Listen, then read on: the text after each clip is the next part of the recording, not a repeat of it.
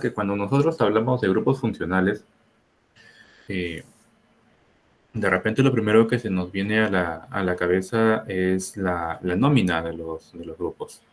Y no está mal, ¿no? Porque es parte de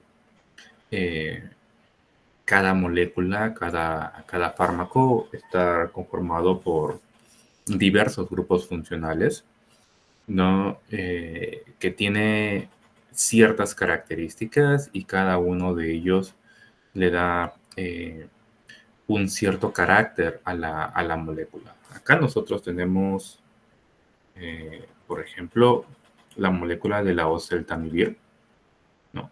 Un fármaco útil para eh, algunos problemas como la influenza, ¿no? Y este fármaco está conformado por diversos grupos funcionales que allí están marcados.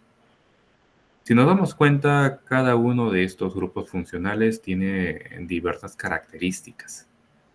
Bien, tenemos por ejemplo el grupo amida, tenemos una amina primaria, tenemos un éster, bien, y cada uno de estos eh, tiene ciertas características. Por ejemplo, la amina tiene dos hidrógenos que pueden ser o conformar parte de un puente de hidrógeno, algo que no tiene el éster.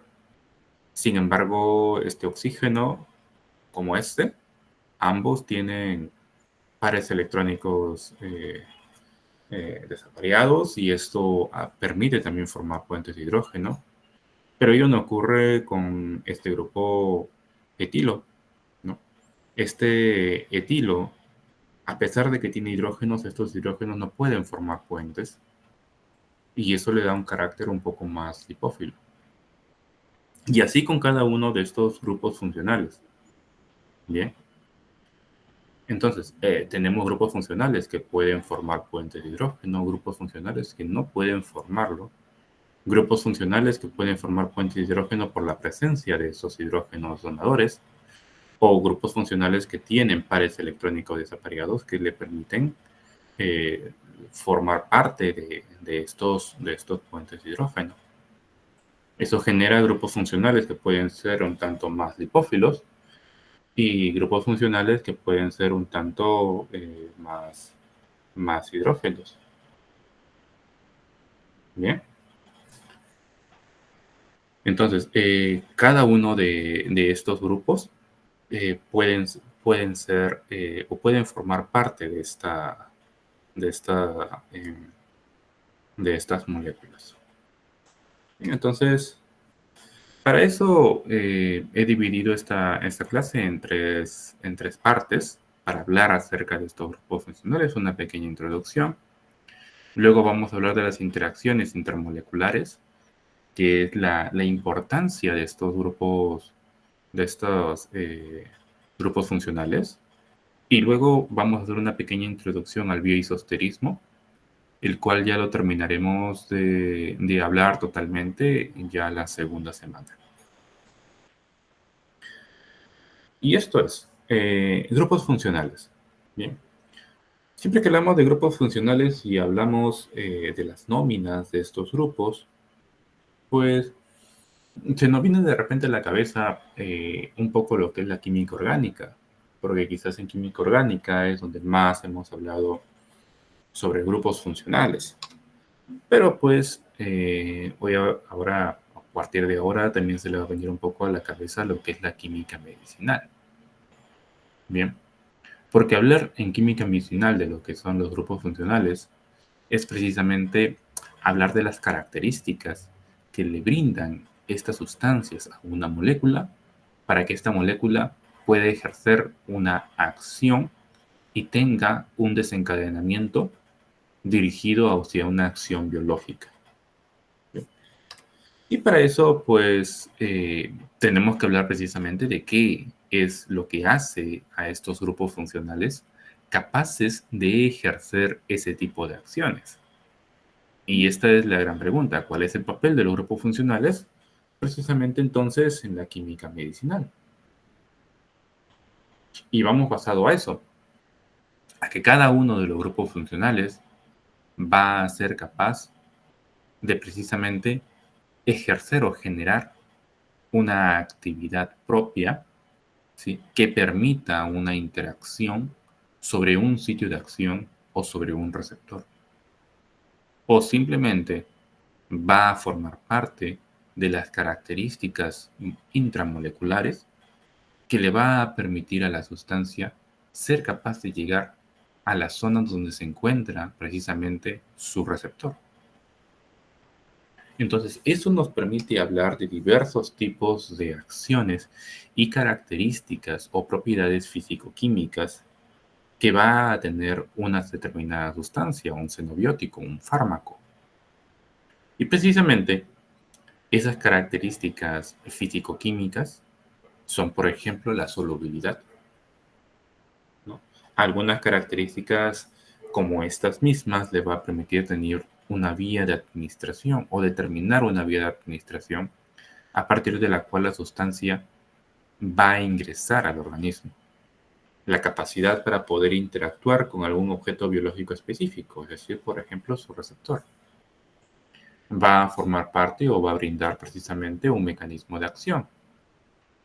Va a determinar la ruta de eliminación y también el metabolismo que va a permitir precisamente ejercer esa ruta.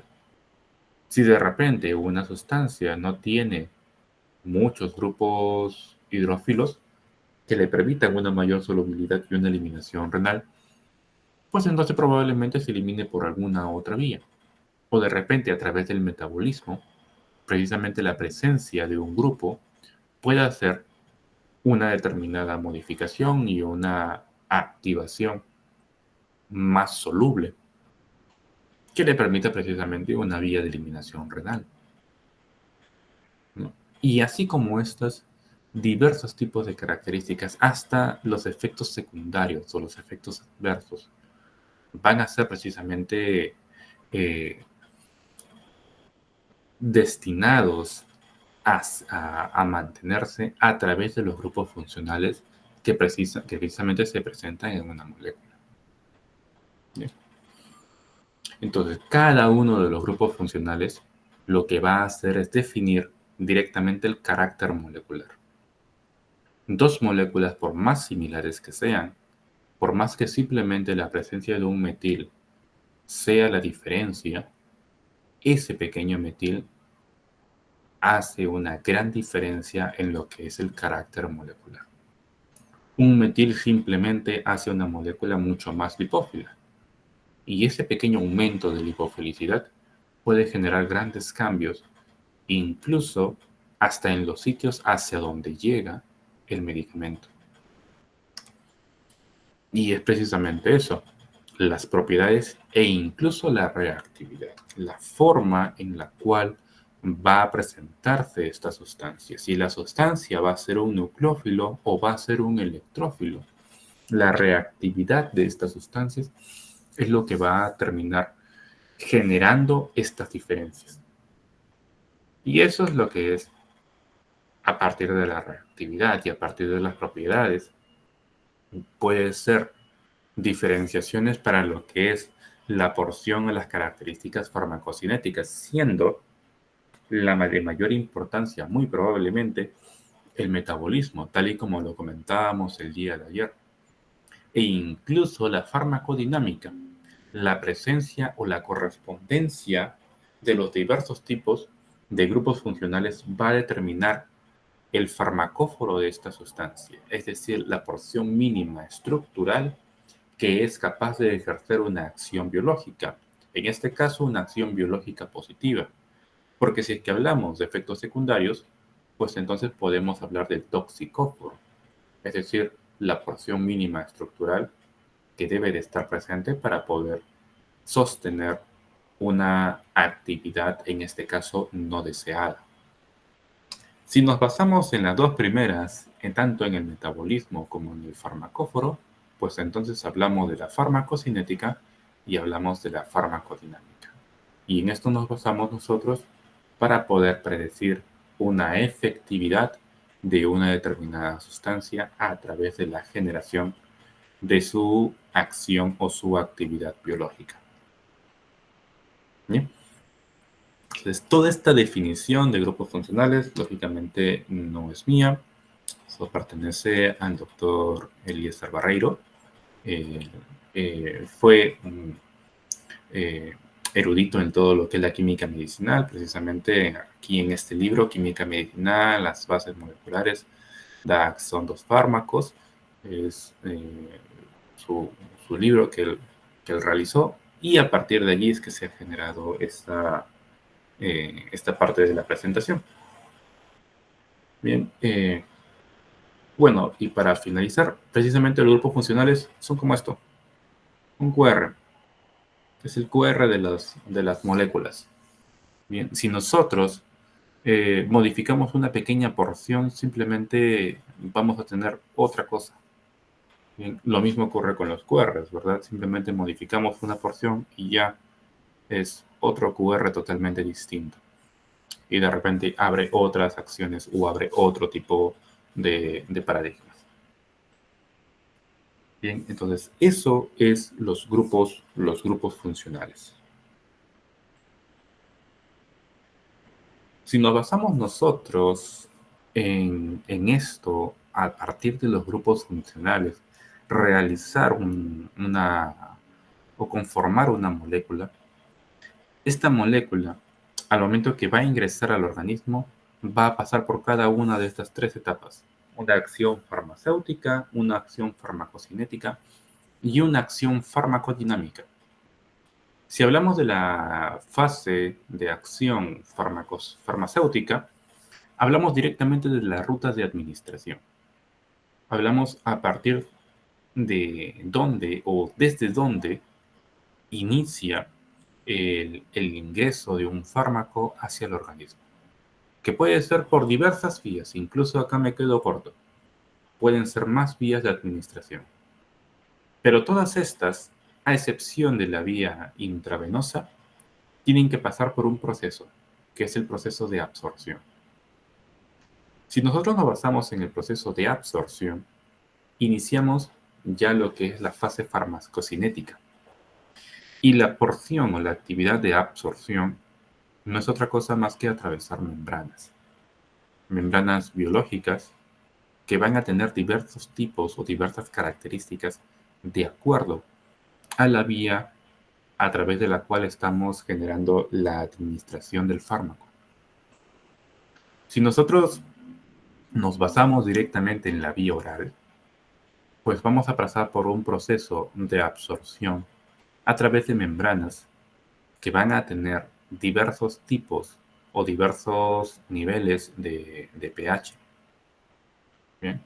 El pH del estómago no es igual al pH del intestino delgado y este tampoco es igual al pH del intestino grueso y muchos menos son estos pHs idénticos al pH de la sangre. ¿Bien? Que es el punto final del proceso de absorción, precisamente llegar al torrente sanguíneo. Y no solamente hablamos de los pH de cada uno de estos niveles, sino también de la conformación de las biomembranas o de las bicapas fosfolipídicas. ¿Recuerdan, doctores, por qué está conformada una bicapa fosfolipídica? Su mismo nombre lo dice, ¿verdad? Por fosfolípidos. Y los fosfolípidos están conformados por una porción que le llamamos la cabeza, que es la porción del fosfato, y por unas cadenas carbonadas que pueden ser o pueden estar conformados desde 14 hasta 18 carbonos. Y esta diversificación de cadenas de entre 14 a 18, pues da una libertad para la conformación y las características lipídicas de las membranas. Eso hace que las membranas no sean iguales, tanto a nivel del tracto gastrointestinal como a nivel de membranas que pueden estar conformando o pueden estar formando parte de los diversos tipos de membranas o de capas a lo largo de todo el organismo. ¿Qué quiero decir con esto? Que, por ejemplo, las membranas de las células, como los enterocitos, que conforman precisamente el tracto gastrointestinal, no son iguales, por ejemplo, a las membranas de los eritrocitos o de los glóbulos rojos. Simplemente las capas o las bicapas van a ser totalmente diferentes, van a ser distintas. Bien. Y así como estas son distintas, también son distintas a lo largo de todo el organismo.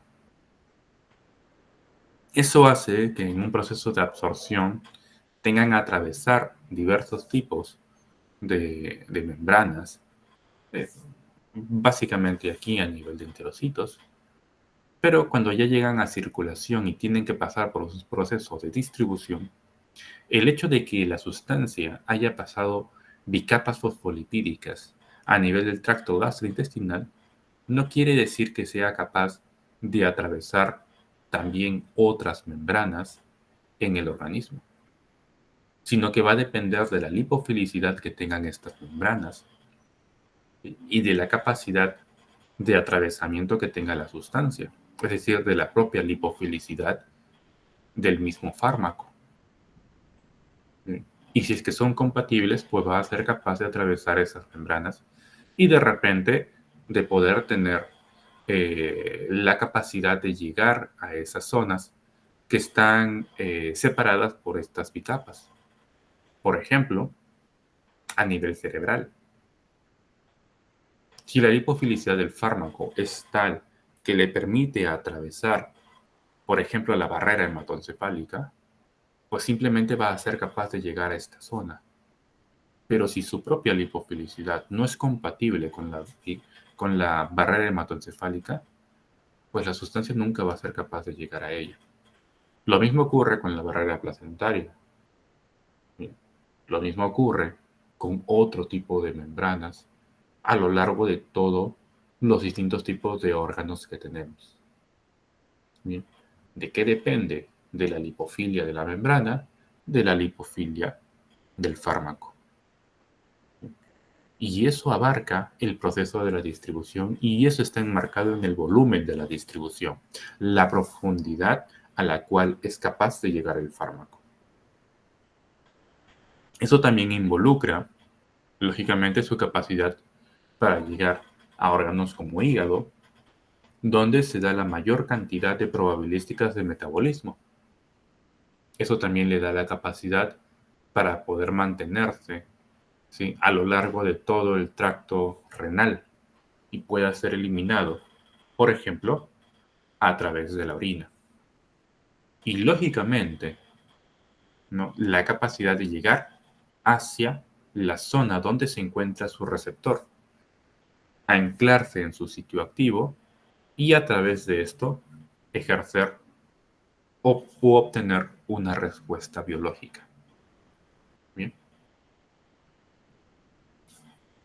A modo de resumen, entonces, la farmacocinética está basada en el proceso de absorción, en el proceso de distribución, que es el sistema circulatorio, el proceso de metabolismo, que se da mayoritariamente a nivel hepático, mas no es el único punto de metabolismo, y las vías de eliminación, ¿sí?, que la principal es la renal a través de la orina, mas no es la única vía de eliminación.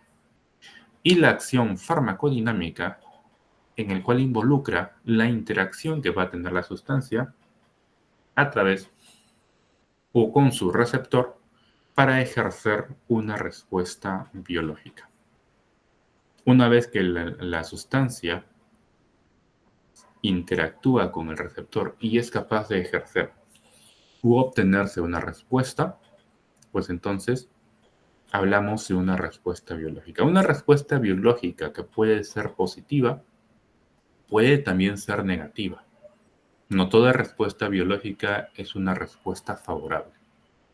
Lo ideal cuando hablamos de fármacos es que esta respuesta biológica sea una respuesta favorable y obtengamos una acción farmacológica, no una reacción tóxica. no un efecto secundario, no un evento adverso. Aunque todos los fármacos, lamentablemente, son capaces de ejercer este tipo de acciones, efectos secundarios, eventos adversos. Todos tienen esa capacidad. ¿Por qué?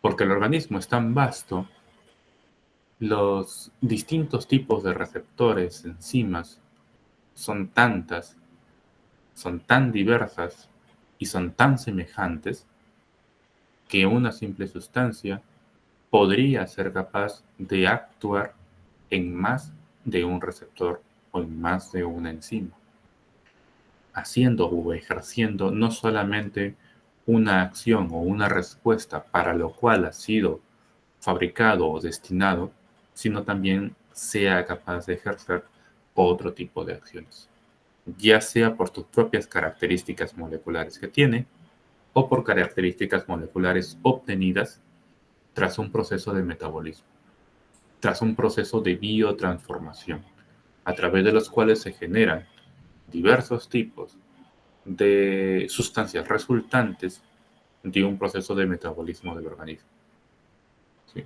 Y estas sustancias pueden ser también sustancias activas, y el hecho de que sea una sustancia activa, nuevamente, es una sustancia capaz de ejercer una respuesta biológica, que puede ser una respuesta biológica similar a la sustancia inicial o a la sustancia padre, ¿sí?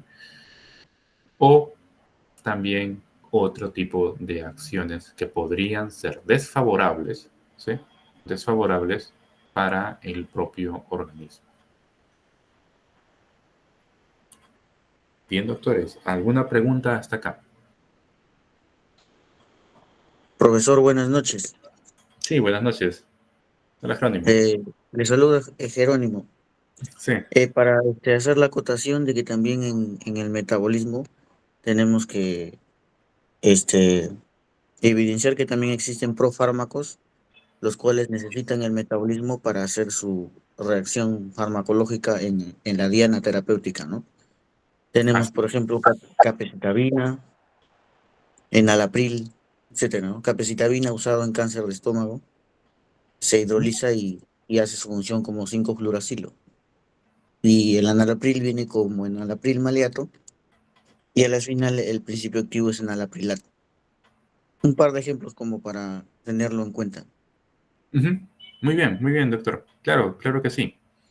Y eso me hace también tener otro punto a acotación acá, acerca precisamente de los profármacos, desde el punto de vista de dónde es que normalmente suelen ser realizados los procesos de metabolismos iniciales, porque si hablamos de esto, pues entonces en caso también tenemos que hacer una acotación acerca de lo que es el efecto de primer paso, ¿no?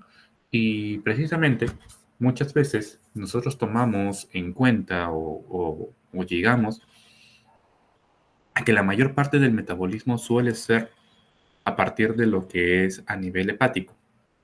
Sin embargo, muchas veces llegamos a obviar las características del metabolismo o del efecto que puede tener un metabolismo a través de lo que es el enterocito. Y aquí hay dos puntos. Uno son los transportadores biológicos y dos son las enzimas metabolizantes que se pueden encontrar en un enterocito. Ayer mencionábamos de una forma bastante rápida los distintos tipos de enzimas metabolizantes que se involucran en el metabolismo de fármacos, ¿no? Y quieras o no, de todas estas, la citocromo, la CYP3A4, 3A5, son las que más se encuentran involucradas en el proceso de metabolismo. Y nosotros podríamos pensar que únicamente se encuentran a nivel hepático, pero estas también se encuentran a nivel de enterocitos. Eso quiere decir que si nosotros, por ejemplo, mencionamos que la mayor cantidad de fármacos, aproximadamente el 50% de fármacos que sufren un proceso metabolizante de fase 1 por citocromos, pues entonces mencionamos o podríamos decir que cerca del 50% pueden sufrir efectos de primer paso por metabolismo a nivel de enterocitos. Bien. Y también está el tipo de transportadores, como por ejemplo la MRD1, o también llamada glicoproteína P, el cual también tiene una acción a nivel de lo que es eh, el proceso de absorción. Es un transportador, una bomba de flujo, que juega en contra de la biodisponibilidad de las sustancias, ¿no? Y eso limita muchas veces parte de lo que es el proceso de absorción. No limita la dosis, ¿no? Porque la dosis de un fármaco está ya contemplada la probabilística de un porcentaje de eliminación o de no absorción, precisamente por acciones de la glicoproteína P u otros transportadores de bomba como bombas de flujo, pero también pueden no ser tomados en cuenta cuando hablamos de interacciones de fármacos. ¿Sí? Una inhibición o una inducción de un transportador biológico ocasionado por el consumo concomitante de dos o más sustancias. Bien, eso es lo que me hacía recordar el doctor Jerónimo con su participación de lo que es los profármacos, precisamente porque muchos profármacos son activados a través del proceso de la biotransformación del primer paso, ¿no? Y muchas veces, o muchos puntos de estos tipos, se dan a nivel de lo que es de enterocitos y lógicamente también del paso a través de hígado, ¿no? Eh, cuando estas sustancias son absorbidas. Bien. Sí, la doctora Vilma también nos colocaba por acá por el chat, nos dice, entonces las RAM solo se producen en la farmacodinamia y no. No. Una reacción adversa puede ser ocasionada de dos formas, ¿no? Una es por acción de la sustancia, del fármaco, del fenobiótico, cuando es administrado al organismo y el organismo no reacciona de una forma esperada. ¿Bien? Ya sea por polimorfismo genético, ya sea por una acción propia del fármaco, porque de repente no ha sido administrado a una dosis correcta para el paciente, o puede ser también a través de una interacción, ¿no?, con otra sustancia que se esté administrando. Esta otra sustancia puede ser cualquier tipo de xenobiótico, puede ser otro fármaco, puede ser una planta, puede ser un alimento, ¿no? Y que ocasione una modificación en en la concentración del fármaco. O puede ser ocasionado por un proceso de enfermedad. Puede ser ocasionado ya sea por una, de repente, deficiencia hepática, deficiencia renal, por presencia de una inflamación crónica, ¿no? Procesos inflamatorios son capaces de modificar las concentraciones citocrómicas en un paciente. Puede ser por una enfermedad crónica de otro tipo, no necesariamente inflamación. Por ejemplo, puede ser diabetes, ¿no?, que ocasione que las características del paciente sean modificadas. Y esto ocasiona precisamente que cuando una sustancia sea administrada, simplemente no se modifique la concentración de este fármaco y ocasione un evento adverso, ¿no?, una reacción adversa del medicamento. Bien.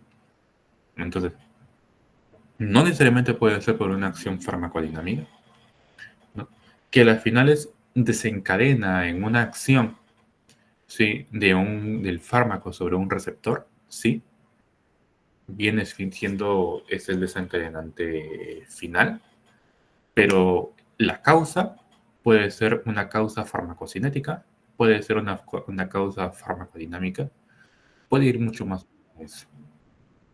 La mayor cantidad de interacciones, cuando hablamos de interacciones fármaco-fármaco, fármaco-alimento, fármaco-planta medicinal, se da por una acción farmacocinética. Y la mayoría de casos se da en este punto, metabolismo. Porque fácilmente puede ser una interacción a nivel de un proceso de absorción, a través de un proceso de una membrana, ya sea a través de probablemente de transportadores, que también es un punto bastante importante. Incluso cuando hablamos de una eh, aprobación de un fármaco, ¿sí? Por una entidad de alta vigilancia, por ejemplo FDA, por ejemplo EMA, ¿no? Solicitan precisamente determinar si la sustancia es capaz de inhibir o inducir transportadores biológicos, ¿no? Glicoproteína P es un transportador cantado, ¿no?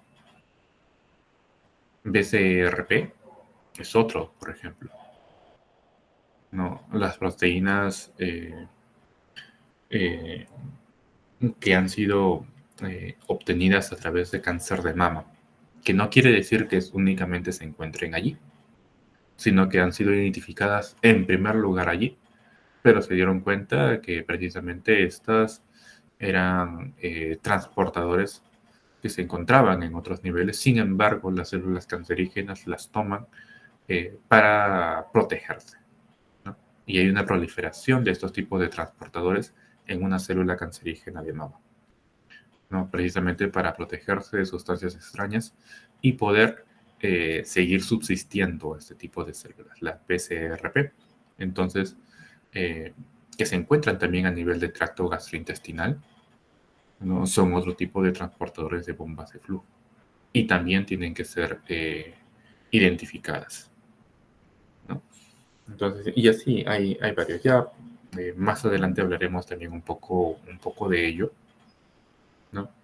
Eh, o no, creo que hoy en este curso creo que no vemos eso. Pero bueno, vamos a tratar de verlo por allí. Y bueno, esos tipos de transportadores también son un punto bastante importante a nivel de interacciones. Transportadores y metabolismos y enzimas metabolizantes, ¿no? Son dos grandes puntos que abarcan, diría yo, más del 50% de probabilísticas de interacciones. Más allá de distribución, más allá de eliminación, incluso más allá de la farmacodinámica, más allá de los efectos sinérgicos, antagónicos, ¿no? Más allá de todos los tipos de efectos, interacciones a nivel de transportadores y a nivel de metabolismo. Es lo que más abarca y lo que más encontramos en fármacos. Bien, no, doctora, gracias a usted por la pregunta. Eh, bien, ¿alguna otra duda, alguna otra pregunta que tengan, doctores? Hasta aquí, hasta este punto.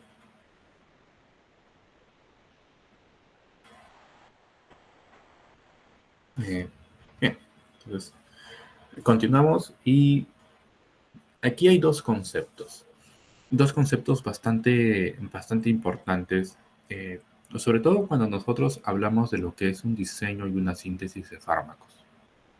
Bien, cuando los fármacos tienden a, a ser estudiados para precisamente obtener nuevas sustancias,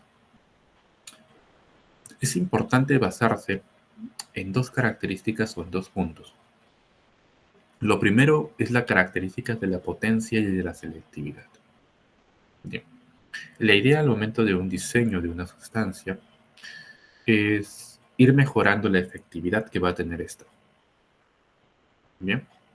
Entonces, cuando nosotros mejoramos a través de la selectividad y la potencia, hablamos directamente de lo que es la afinidad. Bien, y toda esta información va a pasar a lo que es el diseño y síntesis. ¿Con qué intención? Con obtener nuevas sustancias que precisamente sean más potentes y más selectivas hacia el receptor.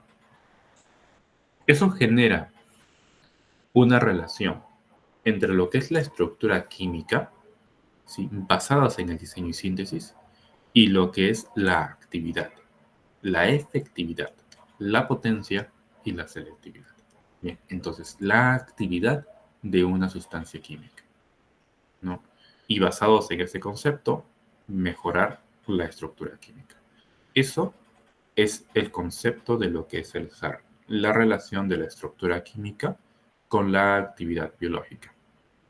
Basados en ese tipo de concepto, entonces, si nosotros hablamos de SAR, de la relación estructura química-actividad, hablamos de las características químicas que mejoran precisamente la selectividad y la potencia.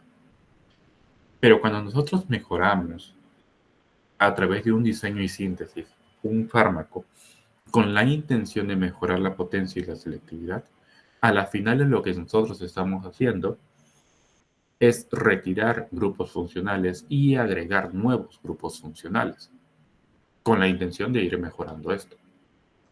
Pero al momento que nosotros modificamos esos grupos funcionales, también estamos modificando las características físico-químicas de estas sustancias. La modificación de las características físico-químicas de estas sustancias, ¿no?, también es información que va a llegar hacia lo que es el diseño y síntesis. Y esta relación entre la estructura química y estas propiedades físico-químicas, a las finales, termina modificando toda la que es la actividad farmacocinética. Porque recordemos que los mismos grupos funcionales son grupos funcionales que van a permitir el atravesamiento de membranas, que van a dirigir el tipo de metabolismo que va a tener la sustancia y lógicamente la vía de eliminación. Y esta T que tenemos aquí también nos habla de lo que es la toxicidad de estas sustancias, es decir, del ámbito de seguridad, las reacciones adversas, por ejemplo. Bien, esta es la relación entre la estructura química y las propiedades físico-químicas. Y ambos están como en una balanza. Nosotros no podemos modificar la estructura química para mejorar la actividad, para mejorar la potencia y la selectividad, sin modificar las propiedades físico-químicas y las características ADMET de las o de las sustancias. Entonces, cuando nosotros hablamos de un diseño y síntesis de una sustancia, hablamos de las características de ambas partes, es decir, de la SAR, del SAR, y del SPR, de la relación estructura química, propiedades físico-químicas. Esto sí nos permite un mayor entendimiento de lo que es la relación PKPD, ¿bien?, de la relación farmacocinética, farmacodinámica, que a las finales es una relación que tiene que ir uno a uno. Bien, no puedes modificar un solo lado, ¿sí?, un solo lado de ambos brazos. Precisamente esta relación, cuando se llega a estudios in vivo, están basados en estos distintos tipos de estudios que se van a venir realizando. Bien, incluso cuando nosotros hablamos de fase 1, hablamos directamente de características farmacocinéticas. ¿Por qué? Porque muchas veces en los estudios in vivo de tipo preclínicos se prioriza mucho lo que es la potencia y la selectividad, lo que es la efectividad, olvidando muchas veces ese tipo de características. Claro, definitivamente hay estudios preclínicos basados directamente en las acciones farmacocinéticas, pero todas estas acciones farmacocinéticas están basadas en eh, animales pequeños o animales distintos a un ser humano. Y por más similares que puedan ser las características cinéticas en esos tipos de animales, no son características cinéticas en seres humanos. Bien. Antes de eso, se han realizado estudios in vitro cinéticos en líneas celulares o en organ chips, ¿no? Que nos permiten determinar probabilísticas de características cinéticas. Pero son eso, son probabilísticas, no son ensayos directos. Bien. Y antes de eso se han realizado ensayos computacionales que están basados en algoritmos informáticos que nos permiten predecir las características cinéticas. Pero, nuevamente, es eso, son características predictivas, más no son características necesariamente que se van a dar en el organismo humano cuando ya se encuentre probando precisamente en este tipo de acciones. Bien, eso no se logra corroborar hasta precisamente que se hacen los ensayos de fase 1. Por eso muchas veces en ensayos in vivo, ensayos clínicos ya de fase 1, se inicia precisamente con con este brazo, con esta porción. Bien. Y a las finales los fármacos son estos. Bien. Si nosotros nos damos cuenta de lo que son los fármacos son sustancias polifuncionales. Es decir, es raro encontrar un fármaco con únicamente un grupo funcional o incluso con dos, ¿no? Como es en el caso, por ejemplo, de la aspirina, el cual es un fármaco extremadamente pequeño que tiene una actividad muy dable, muy selectiva, ¿no? Aunque no tanto, como muy bien lo sabemos, pero altamente selectiva, que permite que sea clínicamente relevante, ¿no? Pero el resto de medicamentos, pues, son extremadamente diferentes. Bien. Y eso hace lo rico que es muchas veces esa parte atrayente de lo que es el diseño de nuevas sustancias, pues, ¿no? Bien, quiero finalizar aquí esta parte introductoria con este pensamiento, ¿no? Que es dirigido directamente a nosotros como químicos farmacéuticos, ¿no? Que está en nuestras manos, como bien lo menciona acá, de los químicos medicinales, ¿no? El explorar nuevos espacios químicos y transformar muchas veces objetivos, dianas terapéuticas, que antes se consideraban que no eran farmacológicamente relevantes, en farmacológicos. Buscar nuevos puntos donde nosotros podemos modificar sustancias químicas con la intención de generar tratamientos para nuevas enfermedades que pueden ser o enfermedades ya conocidas, ¿no? Incluso enfermedades huérfanas, ¿no? Que muchas veces son olvidados por los grandes o las grandes industrias farmacéuticas, ¿no? Eh, Simplemente porque son muchas veces enfermedades que aquejan a países como el nuestro.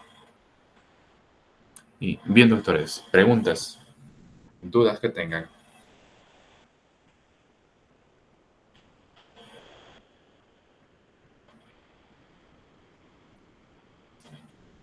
¿Todo bien? ¿Todo claro?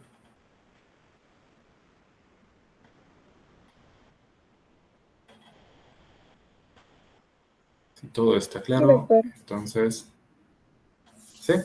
Ok, doctores, muchísimas gracias por eso. Igual, ya saben, si tienen alguna duda, simplemente levanten la mano o simplemente encienden su micrófono y resolvemos la duda que se tengan. O también si desean participar, lo cual es bastante dable, ¿no? Podemos ir por allí conversando. Bien, entonces continuamos por acá con lo que son las interacciones intramoleculares. Cuando una sustancia va a ejercer una acción biológica, esta acción biológica está dada por una interacción a través de lo que es los grupos funcionales que tiene esta sustancia con los distintos tipos de residuos aminoácidos que conforman un sitio activo, ¿no? Y estos tipos de acciones eh, se da por una mezcla diversa de fuerzas que ejercen entre los distintos tipos de grupos funcionales del ligando con los grupos funcionales de los residuos aminoácidos que se encuentran en el sitio de acción del receptor. Y estas fuerzas pueden ser fuerzas que sean favorables, como las fuerzas de polarización, como las fuerzas de dispersión, las fuerzas de London, o pueden ser desfavorables, como las fuerzas de repulsión, que muchas veces también tienden a darse. Sin embargo, también existen distintas fuerzas que pueden ser tanto favorables como desfavorables, como son las fuerzas electrostáticas. A diferencia de las fuerzas electrostáticas, el resto de fuerzas se dan a una distancia menor a 4 Armstrong.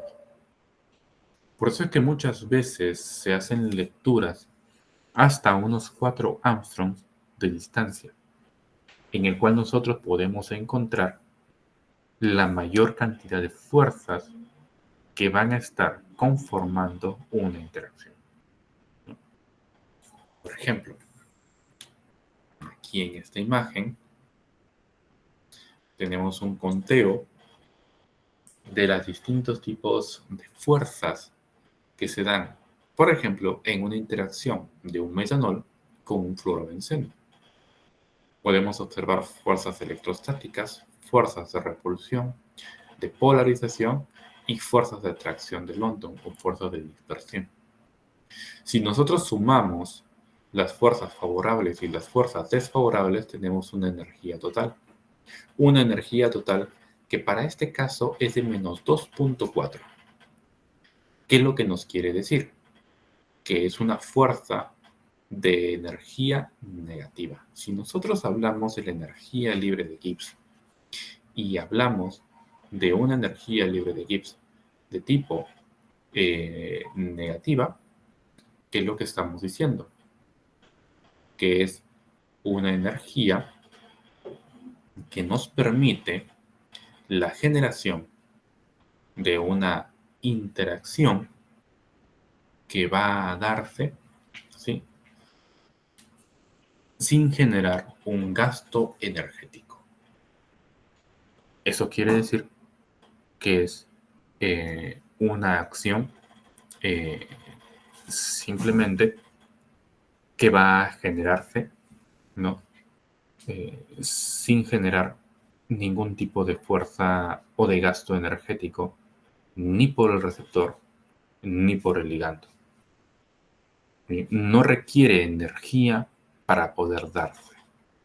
Eso es lo que nos dice una energía negativa, una energía libre de Gibbs negativa. Si fuera positiva, pues tendría que buscar energía de algún lado para poder mantener una postura de un ligando, una conformación estructural, bien, para poder generar una interacción con el receptor. Bien. ¿Ok? ¿Nos entendemos, doctores?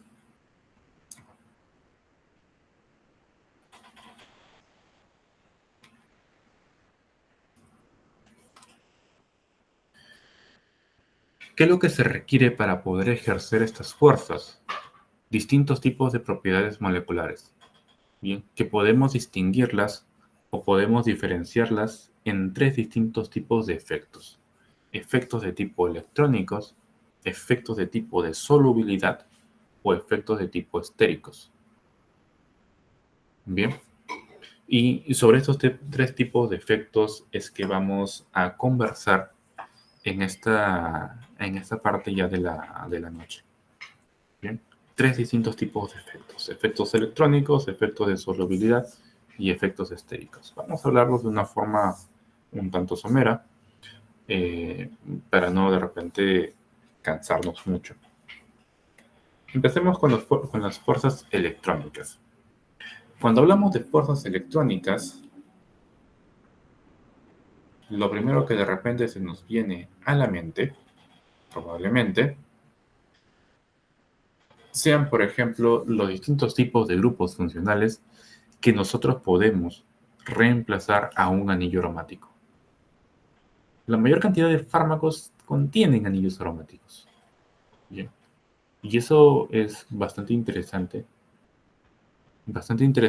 a la hora de eh, trabajar a veces los fármacos. Nosotros podemos hablar de dos distintos tipos de grupos funcionales. Grupos funcionales, ¿no?, que pueden ser electrodonadores o grupos funcionales que pueden ser electroatractores. ¿Recuerdan estos dos tipos de conceptos, doctores?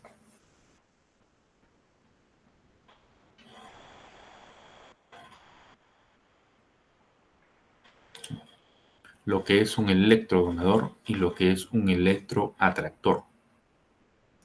Un electrodonador, por ejemplo, un grupo de hidroxilo en una posición para o en una posición orto, son grupos funcionales, no, son grupos funcionales que son capaces de donar electrones hacia lo que es el anillo aromático. Por ejemplo, un grupo de hidroxilo, el oxígeno tiene un par o dos pares electrónicos, pero con un par electrónico puede ingresar este par y hacer que se active un efecto de resonancia generando puntos de carga eléctrica negativa sobre el anillo aromático, precisamente en las posiciones orto y en la posición para respecto al grupo hidroxilo. Eso genera una alta carga eléctrica negativa en el anillo aromático y lógicamente a esto lo llamamos una activación del anillo aromático. Caso contrario en los electroatrayentes, el cual a través de la alta electronegatividad de los grupos funcionales que conforman el grupo electroatrayente, lo que hacen es generar una atracción de los electrones del anillo aromático, generando puntos en los cuales tenemos una carga positiva. A esto lo llamamos una desactivación del anillo aromático. ¿Por qué es importante este concepto de activación y desactivación de los anillos aromáticos? Porque muchas interacciones que se dan a través del fármaco con el receptor, por ejemplo, con residuos aminosídicos que tienen anillos aromáticos, como fenilalanina o como tirosina, ¿no?, en el cual muchas veces tenemos o anillos aromáticos que no están sustituidos o anillos aromáticos que están sustituidos por electrodonadores, ¿no? Esas cargas en esos anillos aromáticos de estos residuos aminosídicos van a ser diferentes. Y no es lo mismo que interaccionen con un anillo aromático de un fármaco que ha sido sustituido por un electrodonador que por un electroatractor. Por ejemplo, en el caso de las benzodiazepinas, en el caso, por ejemplo, de diazepam, en el caso de alprazolam, si la memoria no me falla, ¿bien?, en posición 7 tenemos un cloro. ¿Qué pasaría si en esa posición 7 tuviéramos un hidroxilo? ¿Serían igual de efectivos las benzodiazepinas? La respuesta es no. Porque en esa posición 7 hay un cloro. Porque el cloro es un electroatractor. Si tuviéramos un hidroxilo, tendríamos un electrodonador. Y la carga eléctrica que hubiera en el anillo A de las benzodiazepinas sería diferente. Y da la casualidad que ahí hay una tirosina que interacciona con el anillo A de las benzodiazepinas, lo cual hace que la desactivación de ese anillo permita una mejor unión de las benzodiazepinas hacia su sitio de acción, lo cual hace que sea mucho más efectivo la sustancia química y que lógicamente ejerza un mejor efecto biológico, farmacológico en ese sentido. Esa es la importancia de los grupos funcionales, ¿no? Y de las cargas o el efecto eléctrico que pueden tener estos grupos. Aquí hablamos de algunos electroatrayentes comunes, ¿no? En algunas cadenas alifáticas.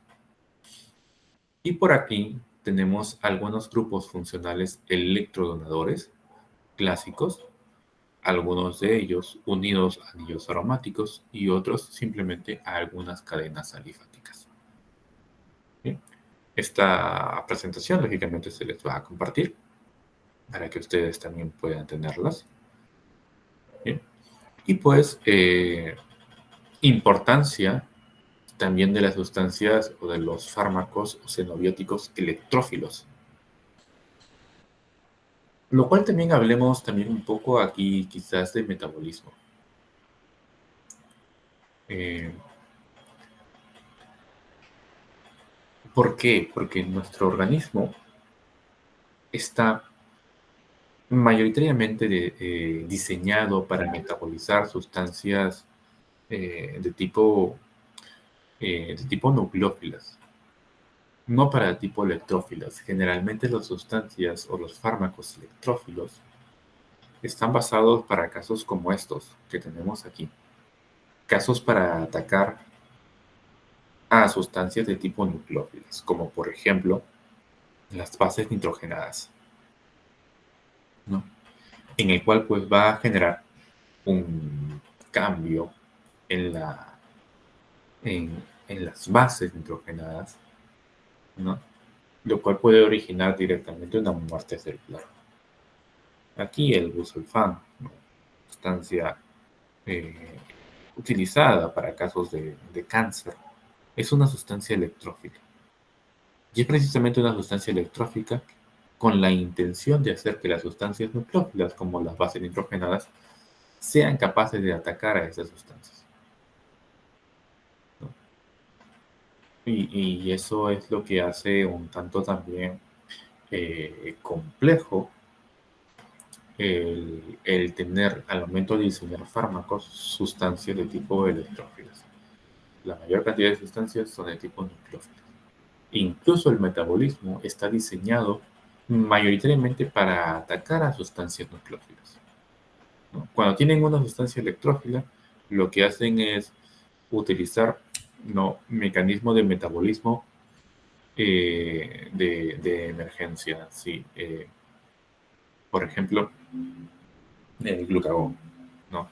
Glucagón directamente para atacar a una sustancia de tipo electrófilo, que muchas veces suele formarse, como por ejemplo en el caso del metabolismo de paracetamol, ¿no?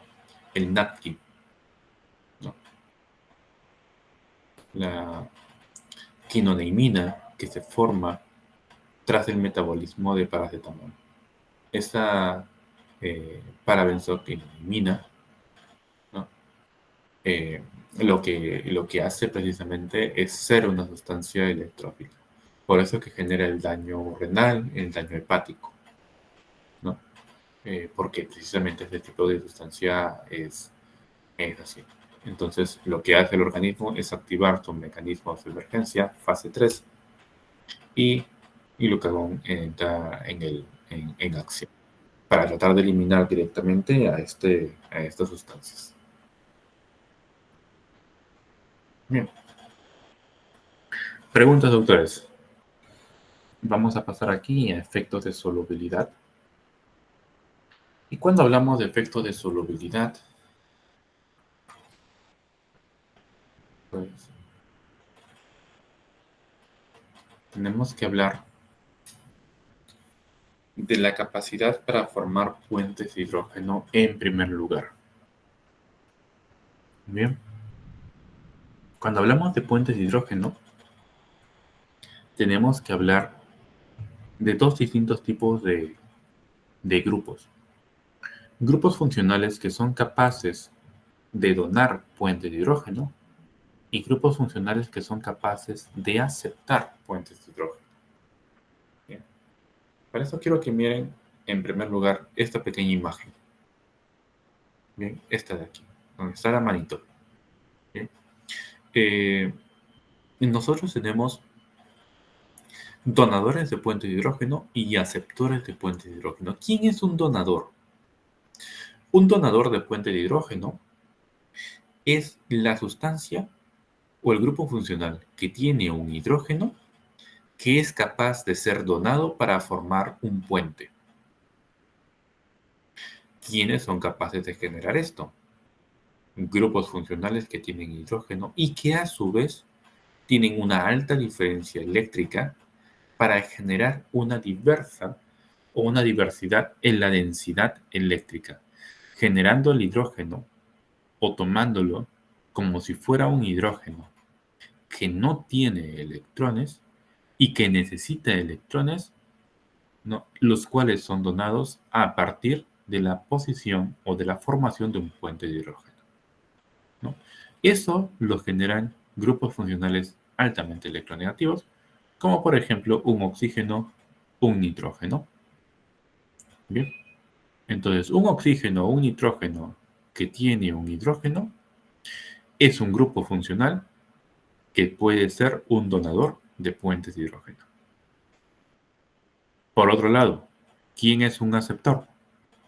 Un aceptor es un grupo funcional altamente electronegativo que tiene pares electrónicos libres capaces de aceptar a un hidrógeno formando un puente de hidrógeno. Bien. Ante esto, ¿quiénes pueden ser aceptores? Aceptores pueden ser cetonas, pueden ser ésteres, pueden ser éteres, pueden ser tioéteres y así. Diversos tipos de grupos funcionales. ¿Quiénes pueden ser entonces donadores? Hidroxilos, fenoles, amidas, urias, carbamatos y demás. Si nosotros nos basamos en estas características, podríamos llegar a la conclusión que hay grupos funcionales, ¿no?, que podrían ser capaces de tener ambos tipos de características, de ser donadores y de ser aceptores. Acá, este caso, por ejemplo, podríamos llegar a la conclusión de que este grupo funcional es aceptor y donador de puentes de hidrógeno.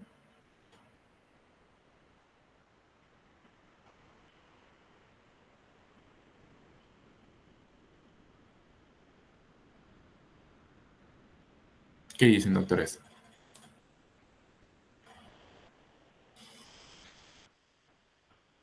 Quizás diríamos aparentemente sí, porque tenemos el hidrógeno, ¿no?, que está unido a un nitrógeno y por lo tanto se comporta como un donador.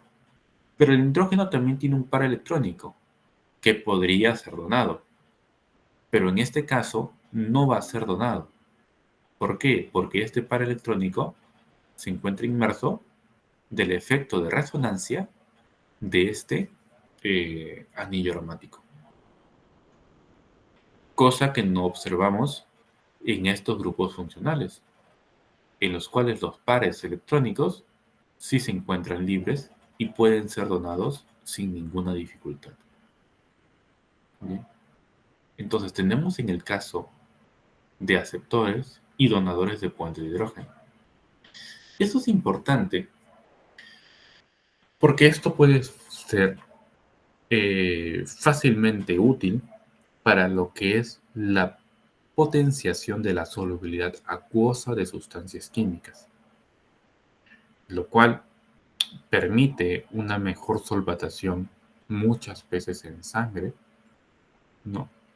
Muchas veces también en compartimentos externos e internos intracelulares, e incluso una mayor solubilidad para lo que es fases del proceso de absorción. Bien. Ese es por un lado.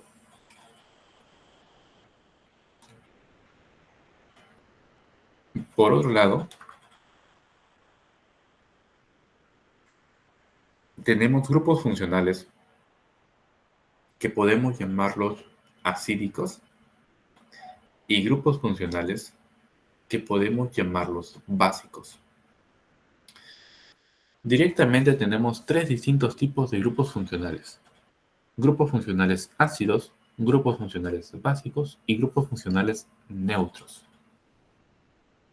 Grupos funcionales básicos son grupos funcionales que van a tener un pK por encima de 7. ¿Eso qué quiere decir? Que son grupos funcionales que son capaces de aceptar protones y hidrógeno, porque tienen pares electrónicos que son capaces de formar un enlace dativo. Cuando nosotros hablamos de grupos funcionales básicos, mayoritariamente, las aminas o variaciones de las aminas, ¿no?, son capaces de ejercer ese tipo de acciones. Es decir, digámoslo de este modo, nitrógenos en toda su diversidad. Claro que no en toda, porque hay grupos funcionales que están conformados por átomos de nitrógeno que tienen un comportamiento acídico. ¿Sí? Pero mayoritariamente, no. La diversificación de grupos impide que esto se dé. Aunque en el caso de imidas, en el caso de sulfonilurias, en el caso de sulfonamidas, estas acciones pueden ser diferentes. Incluso en anillos tetrazólicos. En anillos tetrazólicos también los nitrógenos que conforman estos anillos, muchas veces algunos de ellos tienen características acídicas, lo cual lo hace diverso a los átomos de nitrógeno en la composición de grupos funcionales.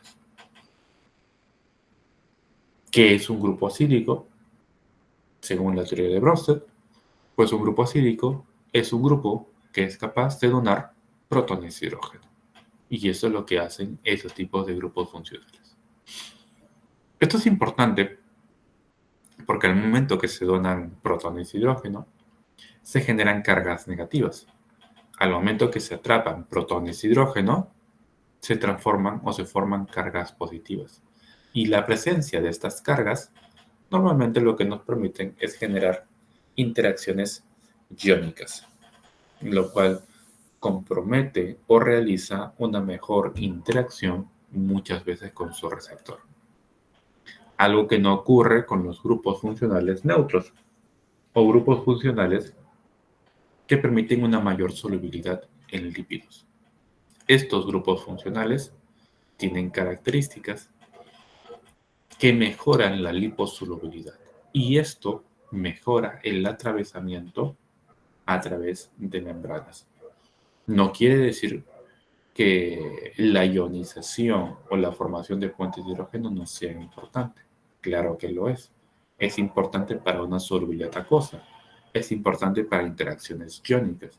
Es importante para la formación de puentes de hidrógeno con residuos aminosídicos que sean capaces de formarlos. Bien, pero las interacciones lipídicas muchas veces generan una mayor profundidad de la sustancia para con su respectiva llegada hacia receptores. Entonces, en efectos estéricos,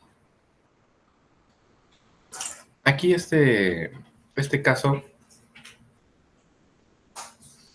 creo que va a ser bastante claro. en lo que es la diferencia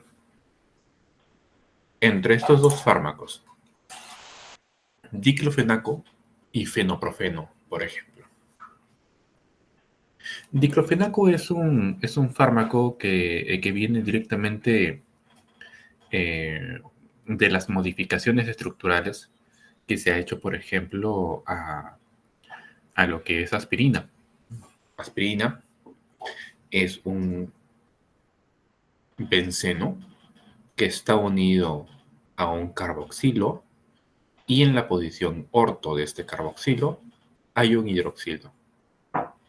En este caso, en diclofenaco, en lugar del carboxilo directamente, tenemos un puente de metilo, lo que aleja un poco más a este carboxilo, lo cual permite que a la larga este carboxilo pueda interaccionar mejor con la arginina 120 dentro del anillo, o perdón, del sitio de acción de la ciclooxigenasa. Y para este caso, en lugar de un hidroxilo, tenemos un amino. Y este amino está unido a otro aromático. Algo que podemos observar, ¿sí? Bastante similar en lo que es el fenoprofeno, en el cual tiene un puente de metilo también hacia el carboxilo, pero este puente de metilo tiene una sustitución. Y aquí no tenemos el amino, sino que tenemos un puente de oxígeno, el cual va también hacia un aromático. Más allá de las diferencias de esta radicalización o del amino por oxígeno, ¿no? Aquí en el aromático tenemos dos sustituyentes en el caso de diclofenaco. Normalmente hay una diferencia entre los aines que tienen un anillo y aines que tienen dos anillos. Y es que los aines de dos anillos permiten una mejor unión hacia lo que es el receptor, ocupan mejor el sitio de acción e incluso los hacen ligeramente una mayor predisposición hacia ciclooxigenasa 2 que hacia ciclooxigenasa 1. Pero hay un pequeño detalle. Los aines de dos anillos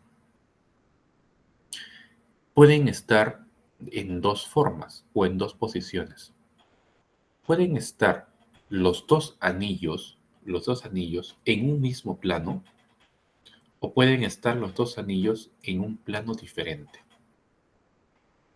Bien, esa pequeña diferencia es bastante marcada en la acción. No es lo mismo que los dos anillos se encuentren en el mismo plano a que los dos anillos se encuentren en planos diferentes. Y es que cuando se encuentran en planos diferentes, eso quiere decir que los anillos son de tipo no coplanares, la acción se da mucho mejor, o la acción antiinflamatoria es mucho mayor. La presencia de estos dos cloros en posiciones orto impiden la rotación de este anillo, impiden que este anillo rote. Si este anillo no rota, quiere decir que se mantiene en una determinada posición. Y estas cloraciones en posiciones orto, más allá de impedir la rotación, permiten que los dos anillos se encuentren en una forma no coplanar. Es como que decir que este anillo se encuentra así, en esta forma, ¿no? Mirando hacia nosotros. Y este anillo, en lugar de estar en esta posición, se encuentre en otra posición, digamos, mirando hacia los laterales. ¿Bien? Eso quiere decir que se encuentran en planos diferentes. Este puede encontrarse en el plano de las X y este se encuentra en el plano de las Y, por decirlo así. Bien, eso hace que estos dos anillos se encuentren en formas no coplanares. Y eso hace que diclofenaco tenga una mejor acción. Porque en el caso de fenoprofeno, estos enlaces están rotando. Eso quiere decir que en un momentum se encuentran en forma coplanar y en otras se encuentran en forma no coplanar. Esto quiere decir que se encuentran en el mismo plano un momento y en planos diferentes en otro. Eso hace que fenoprofeno pierda actividad, haciendo lógicamente que diclofenaco sea mucho más activo. Bien, esa es una gran diferencia entre estos fármacos. Y eso hace que pues fenoprofeno pues sea mucho menos activo que diclofenaco. Algo similar en estas tres sustancias: epinefrina, isoprotenerol y albuterol. Epinefrina también lo utilizamos como un caso para el día de ayer, ¿no? Epinefrina, pues es un fármaco, es una sustancia endógena, ¿sí? Que tiene actividad tanto en receptores alfa como en receptores beta de los receptores adrenérgicos. Bien. Eh, no tiene una especificidad, no es selectiva. Alfas, hay alfa 1, hay alfa 2. Betas, hay beta 1, hay beta 2, hay beta 3. Pero por más similares que puedan ser los receptores alfa y los receptores beta, los receptores beta tienen una bolsa hidrófoba que es aprovechada por este metil que tiene la epinefrina y que lo hace ligeramente más selectivo hacia receptores beta que hacia receptores alfa. Pero es una bolsa, como les digo, que es ligeramente aprovechada, porque la bolsa es mucho más grande, es capaz de aceptar eh, radicales mucho más grandes en esa posición. Algo que es mejor aprovechado por isoprotenerol, en el cual cambia de este metil a un isopropil. Sin embargo, el isopropil no es lo suficientemente voluminoso. Bien, no es lo suficientemente voluminoso. A diferencia de albuterol, que albuterol es mucho más grande, ese radical. En el caso de isoprotenerol, aprovecha mejor la bolsa, pero hay una ligera diferencia entre la bolsa que tiene el beta 1 a la bolsa que tiene beta 2. Beta 2, la bolsa es mucho más grande. Por eso es que albuterol, al no tener un isopropil, sino al tener un terbutilo, es capaz de mejorar ciertamente su selectividad hacia beta 2. No quiere decir que el albuterol sea selectivo beta 2. No, no lo es. Pero tiene una cierta predisposición sobre beta 2 a sobre beta 1. ¿Sí? Algo que no tiene isoprotenerol. Para estos casos, el aumento del volumen de un radical mejora la selectividad al aprovechar ello. ¿Bien? Al hacer grupos funcionales mucho más grandes que impidan el ingreso hacia otro tipo de bolsas que se encuentran precisamente en otro tipo de receptores, mejorando de esta forma la selectividad. ¿A través de qué? A través de un efecto estérico. Acá tenemos otro ejemplo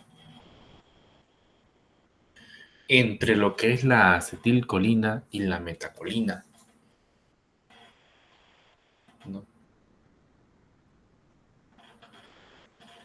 El cual pues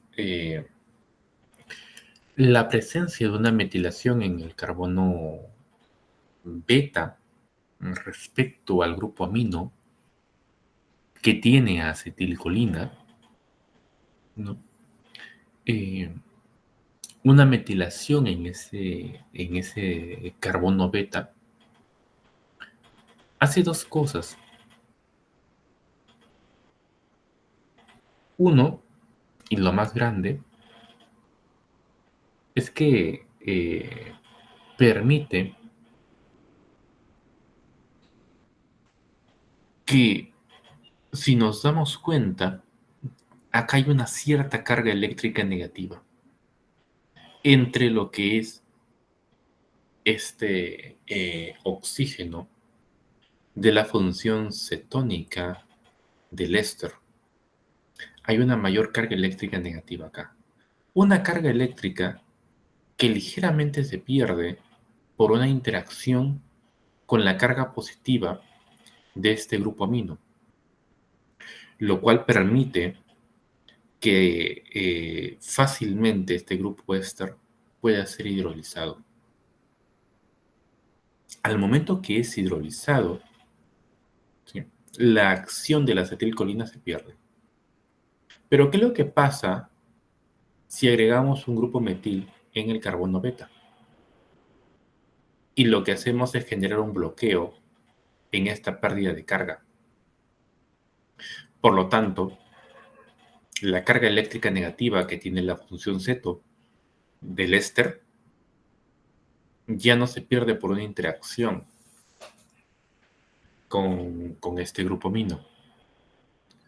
Eso mantiene más estática la carga y por lo tanto se hace más resistente hacia lo que es la hidrólisis y por lo tanto mejora el tiempo de vida de la metacolina respecto a la acetilcolina. ¿Bien? Ese metil lógicamente tiene otras características adicionales, como puede ser la mayor selectividad hacia receptores eh, muscarínicos en lugar de nicotínicos. Pero para este caso, que son efectos estéricos, pues el caso o el ejemplo de esta acción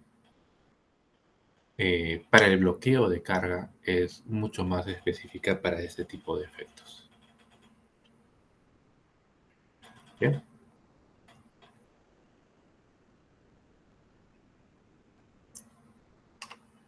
Hay más casos, como en el caso de los grupos metiles, los cuales pueden bloquear hasta cierto punto ciertas características.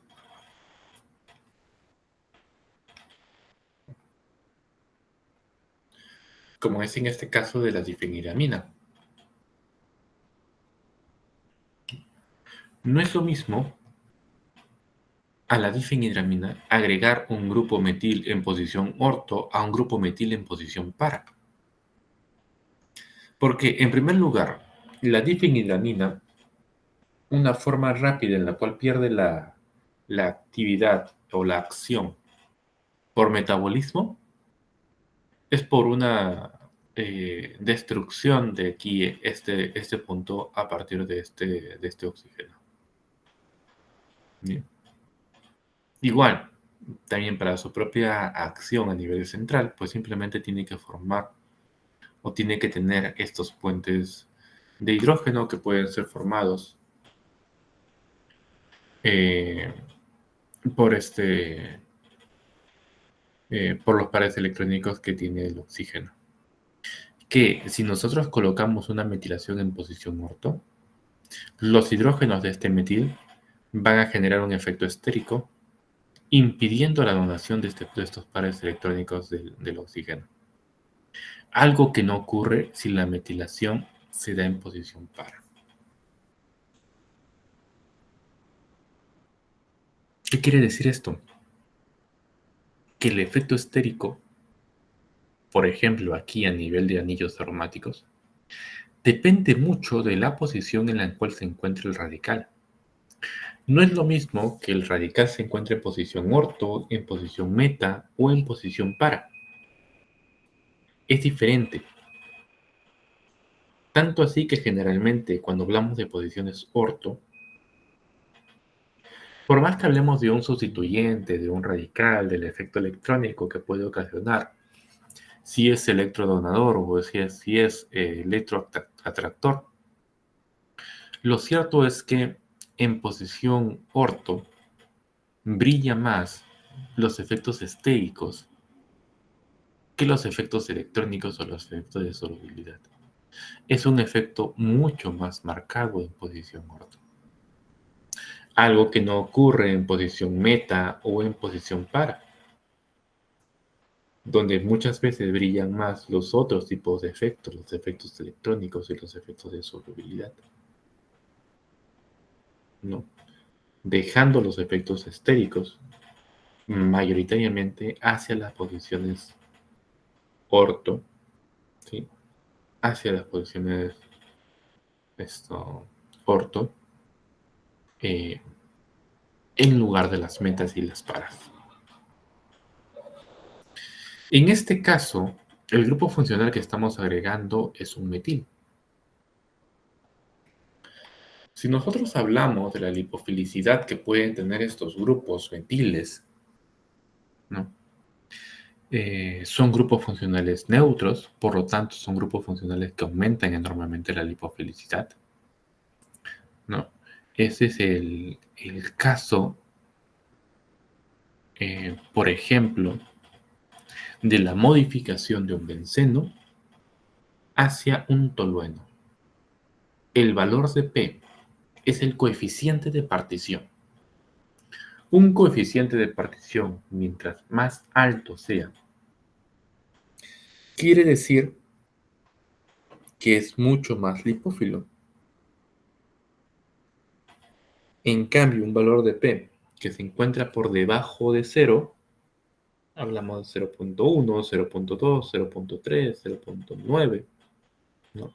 Etcétera, etcétera, etcétera. Hablamos entonces aquí de algunos grupos funcionales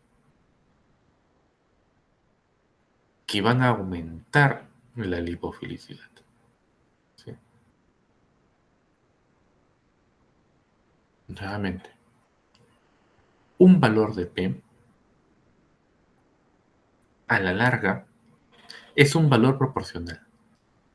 Un valor proporcional entre, ¿sí?, los efectos, ¿sí?, o la capacidad de permanecer en un solvente lipófilo sobre la capacidad de permanecer en un solvente acuoso. Quiere decir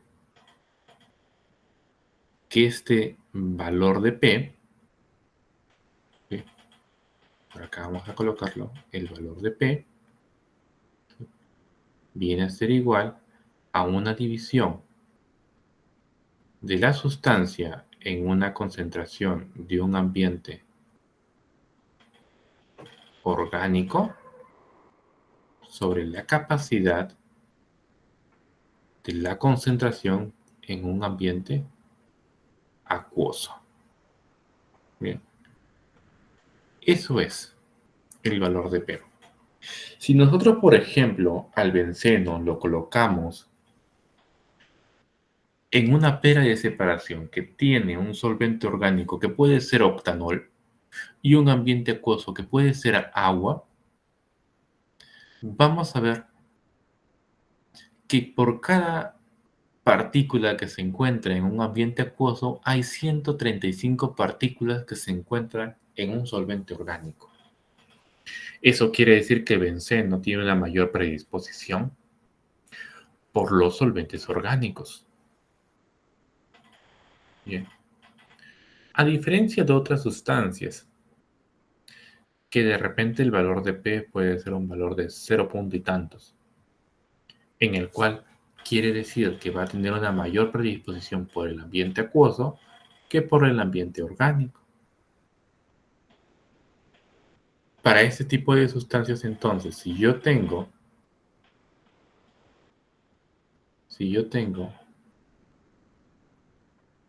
valores, perdón,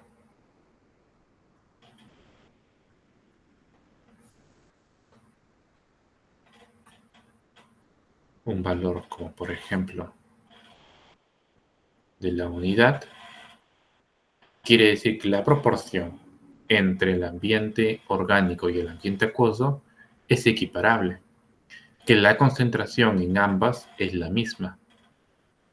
Pero si esto aumenta el valor, no, 135 por ejemplo, ¿no? Como es en el caso del benceno, quiere decir que todas estas sustancias son lipófilas. En cambio, si disminuye o baja por debajo de la unidad, por ejemplo, 0,9, ¿no? Mientras más baja sea la sustancia, el valor de P, las sustancias son más hidrófilas. ¿Bien? Esa es la diferencia entre un hidrófilo y un lipófilo desde el punto de vista cuantitativo. ¿Bien? Desde el punto de vista cuantitativo. ¿Bien? Todas estas sustancias que tenemos acá, podríamos decir que todas estas sustancias tienen hasta cierto punto rasgos de lipofilicidad. ¿Bien? No son unas sustancias altamente hidrófilas. ¿Sí? Hidrófilas. Sino que son sustancias en mayor o menor medida lipófilas. Lo cual tiene hasta cierto punto algunas características bastante marcadas. Bien. Por ejemplo, ¿no? Esta molécula es el resorcinol. El resorcinol es una sustancia que tiene una actividad eh, antibacteriana. Sin embargo, no ha sido una sustancia que sea capaz de formar o de ser un fármaco, porque es una sustancia altamente hidrófila y no puede atravesar muchas membranas. Bien, pero ¿qué es lo que pasa si a este resorcinol le agregamos una cadena? En primer lugar, una cadena de un solo metil, pero conforme van pasando los días, pues se va modificando y se va haciendo cadenas mucho más grandes, mucho más largas en esta posición.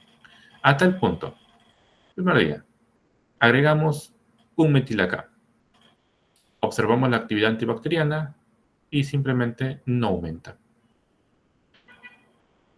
Modificamos nuevamente, agregamos una cadena de 2 carbonos. La actividad sigue sin aumentar. Pero ¿qué es lo que pasa si agregamos una cadena de 3 carbonos? Ahí vamos a ver que la actividad antibacteriana empieza a aumentar. Cuando agrego 4, cuando agrego 5, cuando agrego una cadena de 6 carbonos. Y vemos de que la actividad aumenta enormemente.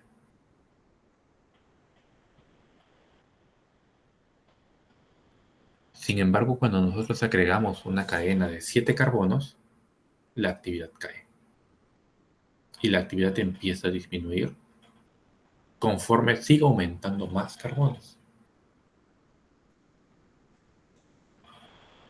¿Qué es lo que está pasando aquí? ¿Qué va si yo tengo una bicapa fosfolipídica?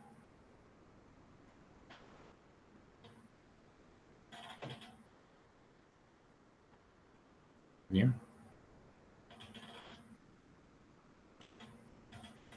La bicapa fosfolipídica está formada por cabezas de fosfolípidos con cadenas carbonadas, bien, eh, de entre 14 a 16 carbonos. ¿Qué es lo que pasa si yo tengo un ambiente extracelular y un ambiente intracelular? y yo tengo aquí una sustancia X que tiene una determinada concentración. Cuando esta sustancia X va a absorberse, primero tiene que disolverse dentro de la bicapa fosfolipídica y luego ya esta sustancia pasa a un ambiente intracelular. Sin embargo, aquí puede pasar muchas cosas. En primer lugar, estamos diciendo que la sustancia X tiene que disolverse dentro de la bicapa fosfolipídica. ¿Por qué? Porque esta sustancia tiene una cierta lipofilicidad.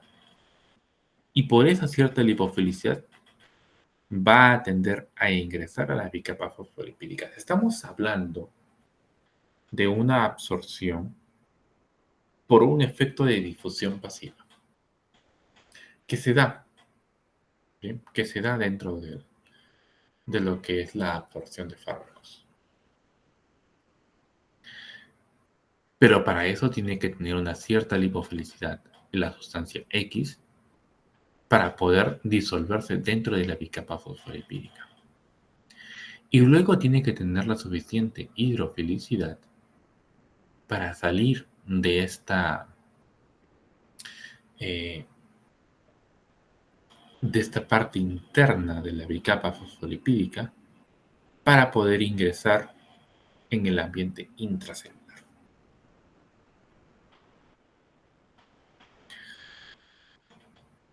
Pero ¿qué es lo que pasa de repente si hago la sustancia demasiado lipófila? Este segundo paso, que es la salida de la bicapa fosfolipídica hacia el otro lado, ¿sí?, de la membrana, eso se va haciendo mucho más complejo.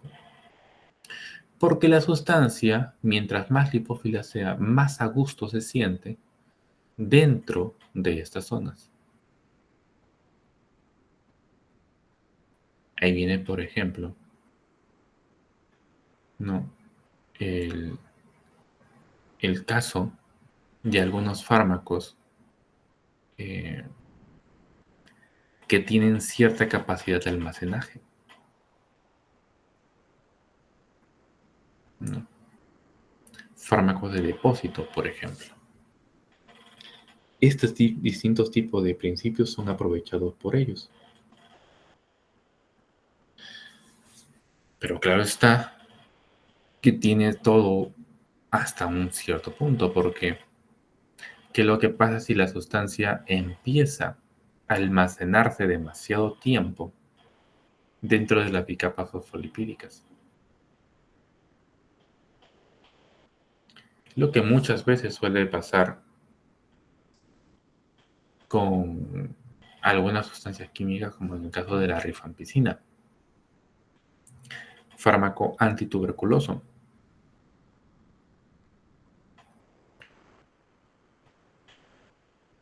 Antes, paciente con tuberculosis era un paciente que se encontraba muchas veces desnutrido o altamente desnutrido. Sin embargo, conforme ha ido ganando resistencia, eh, la tuberculosis ha ido aumentando, ¿no? Mientras más resistente era el micobacterio, más casos de pacientes que generaban reacción adversa también ha ido aumentando a lo largo de los años. ¿Por qué? El tipo de paciente en los primeros años, en los primeros indicios de la tuberculosis, ha ido cambiando a tal punto que hoy en día es mucho más fácil encontrar pacientes que han generado RAM a la rifampicina. ¿Qué es lo que pasa con los pacientes que tienen, por ejemplo, un mayor o una mayor cantidad de porcentaje de grasa en el organismo? Antes eso era inaudito porque el paciente tuberculoso generalmente era una persona que no comía bien, paciente desnutrido. Esos eran los primeros casos de pacientes de tuberculosis. Hoy en día estos pacientes pueden encontrarse en cualquier lado.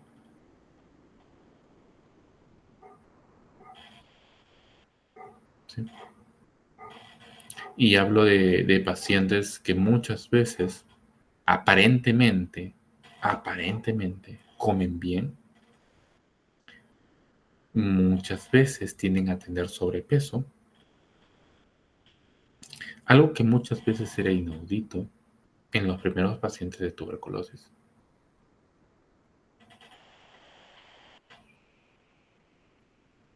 Pero eso es lo que hoy en día se encuentra. Entonces, estos pacientes que muchas veces tienen un elevado porcentaje de grasa, reciben su medicación. Rifampicina tiene un elevado nivel de lipofilicidad, lo que hace que se vaya almacenando en las partes grasas. Y eso hace que en cualquier momento el paciente desencadene una reacción adversa.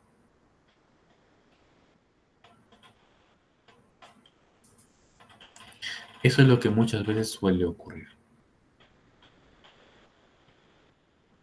¿Qué es lo que hay que hacer? Evitar darle rifampicina a un paciente tuberculoso que tiene sobrepeso o que tiene directamente un alto porcentaje de grasa. ¿Ok? ¿Se entiende el caso? Bien, ese es de aquí ya son algunos grupos funcionales que tienen diferentes propósitos. ¿Bien?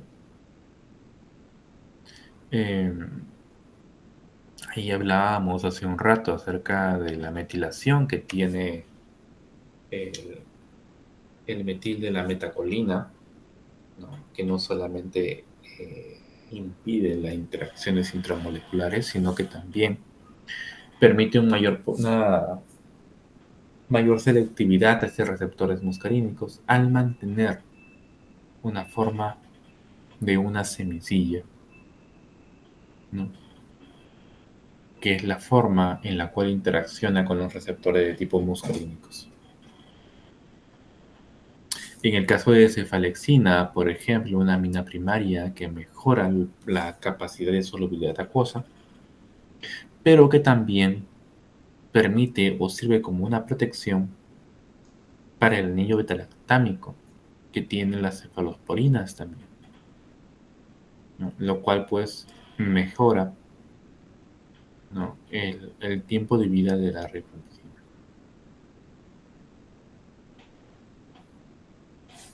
Bien. Aquí ese es un pequeño caso también de los grupos funcionales adyacentes. La diferencia entre la doxiciclina y la tetraciclina. Ambos fármacos tienen la misma fórmula de molecular resumida, ¿no? Tienen la misma cantidad de carbonos, tienen la misma cantidad de hidrógenos, nitrógenos, oxígenos. Sin embargo, las características físico-químicas de ambas sustancias son diferentes.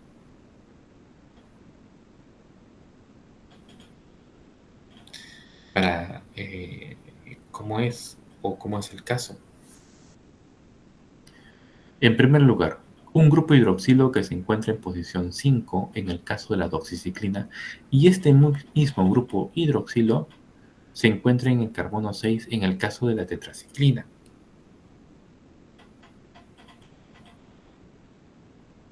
Cuando el grupo hidroxilo se encuentra en posición 5, da la impresión por la formación de un puente de hidrógeno intramolecular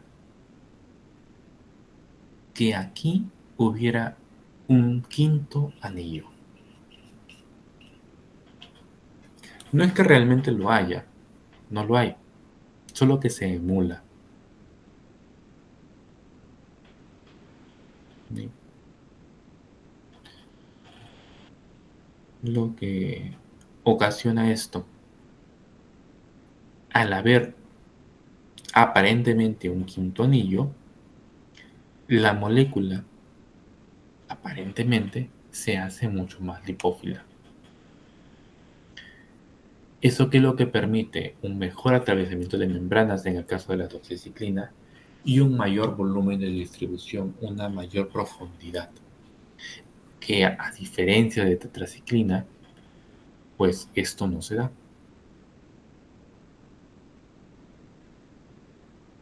Y eso hace que doxiciclina atraviese mejor membranas y lógicamente sea un fármaco mucho más efectivo,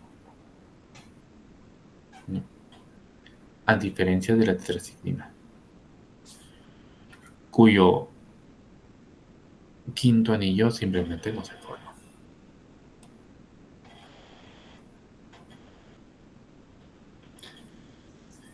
Bien, doctores, quiero que piensen aquí unos minutitos entre el fenil, la piridina y el benzonitrilo,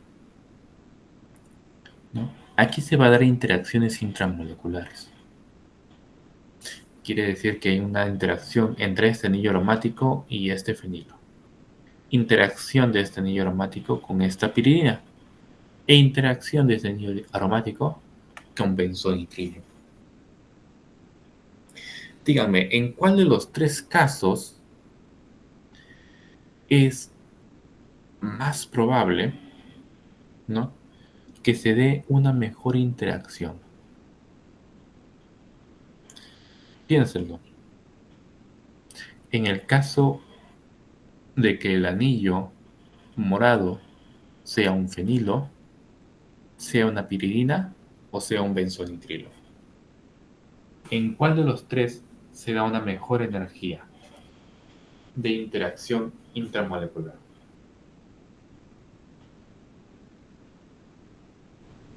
Aquí en A, ¿qué es lo que tenemos? Tenemos una interacción entre este anillo que no está sustituido, tiene la sustitución de acá nada más, de la propia cadena principal, y tenemos este anillo. Acá, lógicamente, va a haber una interacción intramolecular entre estos dos anillos. Este grupo funcional de aquí es irrelevante ante la presencia de un anillo aromático que no tiene sustituciones.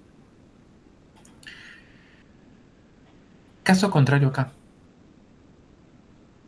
Acá tenemos el mismo anillo aromático en amarillo, pero en el caso del anillo aromático de color morado, ya no es un benceno, sino es una pirimidina. Una piridina, perdón. Para este caso, ¿sí?, para este caso, podemos observar una interacción probablemente entre este nitrógeno y este oxígeno. ¿Será favorable esta interacción?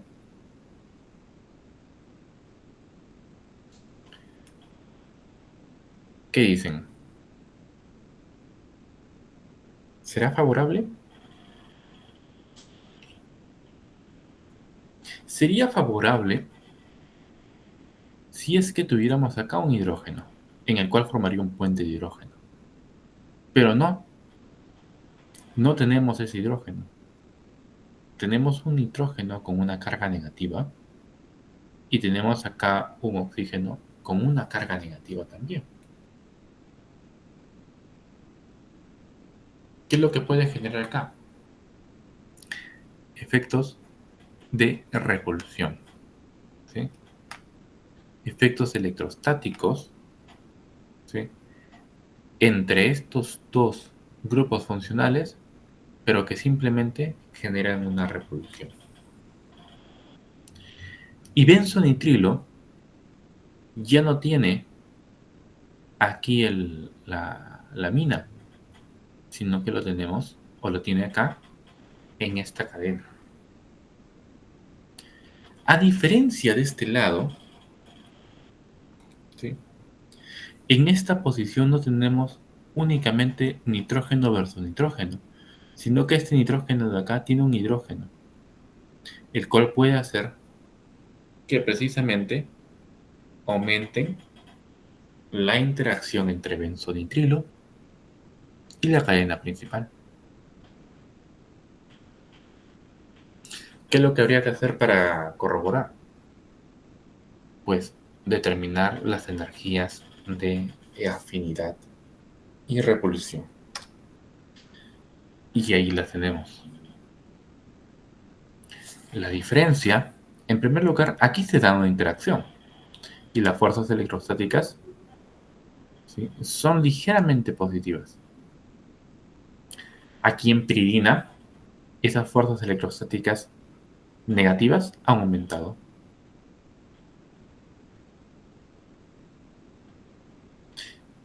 Y en el caso de benzonitrilo, esas energías electrostáticas han disminuido hasta tal punto que el valor es negativo. Eso quiere decir que esta interacción genera una mejor estabilidad en estas dos moléculas, en estas dos porciones de la molécula. No quiere decir que la alternativa A sea mala, porque es muy buena, pero en el caso de la alternativa C, es mucho mejor. La B definitivamente no. Está aumentando los efectos electrostáticos de repulsión. Sí, de repulsión. ¿Se entendió?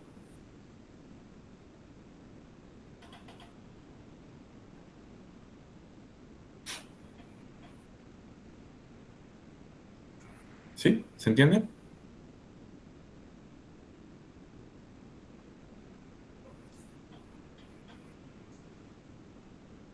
Bien. Si es que se ha entendido, para finalizar, una pequeña introducción al bioisosterismo, en el cual el bioisosterismo es la modificación de grupos funcionales. Y la modificación de grupos funcionales se da hasta en tres partes o en tres formas. Doctora Vilma, sí, sí, es importante el puente de hidrógeno. Claro que sí. Es importante porque estabiliza mejor, en ese caso, la interacción, no, intramolecular. ¿Ok? Por eso es importante ese puente de hidrógeno. La mayor cantidad de interacciones se da precisamente por la formación de puentes de hidrógeno. Mientras más puentes de hidrógeno se generen, pues mejor va a ser la interacción fármaco-receptor.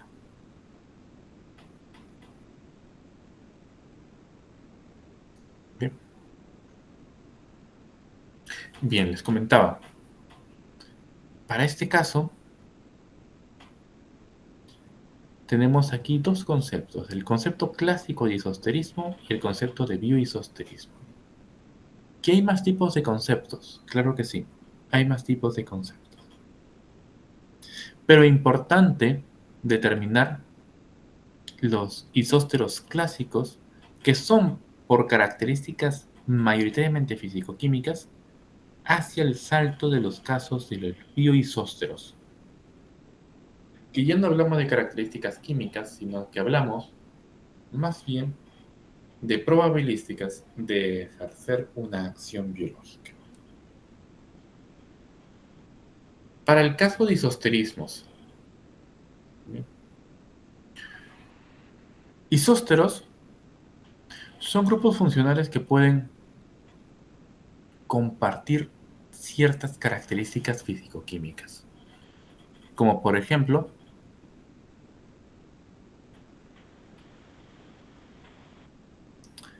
el número, sí, el número atómico,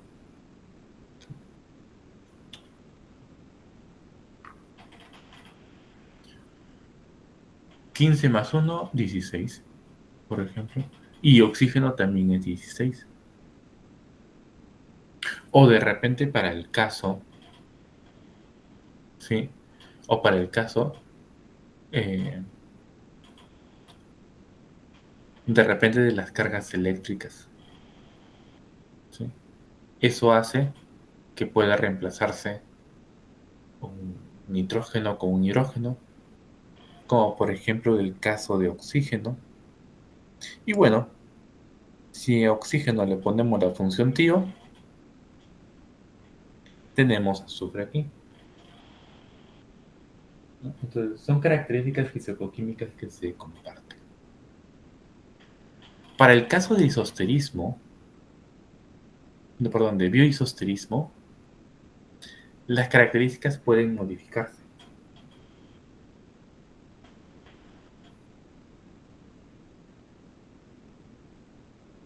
Bien, pero debe de mantenerse la misma acción biológica. Ese es el caso, por ejemplo, de diazepam hacia alprazolam o hacia midazolam, en el cual aquí tenemos un nitrógeno en posición 1 y un ceto en posición 2. Este ceto puede ser reemplazado por un nitrógeno y simplemente ciclamos. Y tenemos aquí un tetrazol.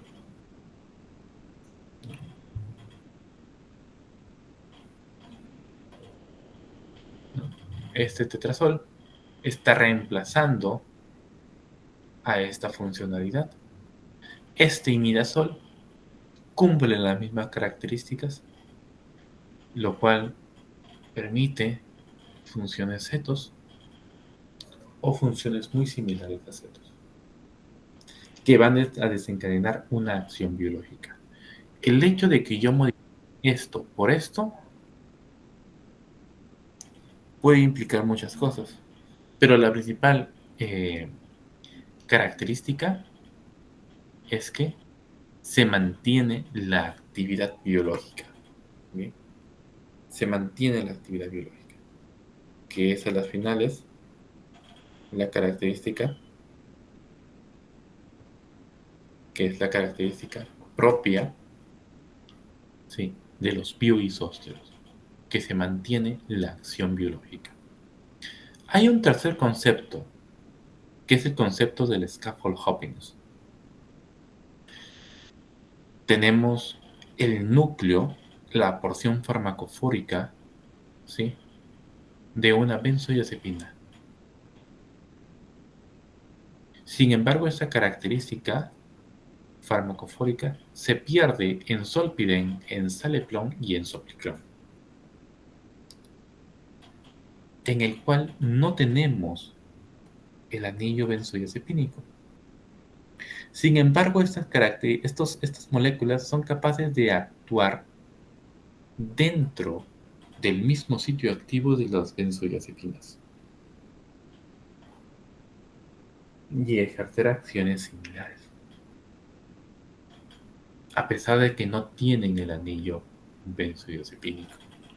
Este caso de conceptos se le conoce como el scaffold hopping, en el cual las características han sido modificadas, pero manteniendo la actividad biológica.